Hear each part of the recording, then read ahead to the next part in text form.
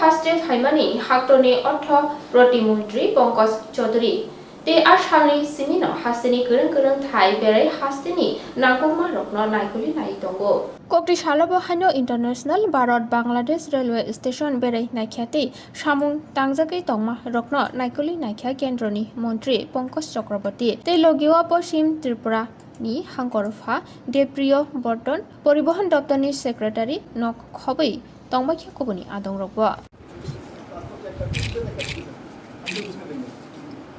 ये सर हमारे कस्टडी में कितनी काउंटर होंगे यहाँ पे उनके पासपोर्ट की चेकिंग होगी सर तो किसी बार इमिग्रेशन में बेसिक सर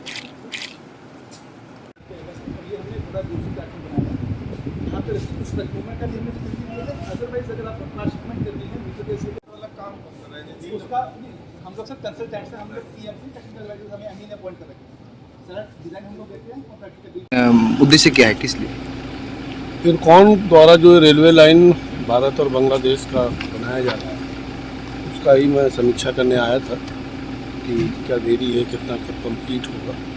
और बहुत अच्छा प्रगति है, निश्चित तौर से बहुत जल्दी कंप्लीट होगा और बांग्लादेश से आने जाने का रास्ता सुगम होगा। कब तक इनोवेशन होगा? कुछ अभी 1 साल से ज़्यादा लगेगा।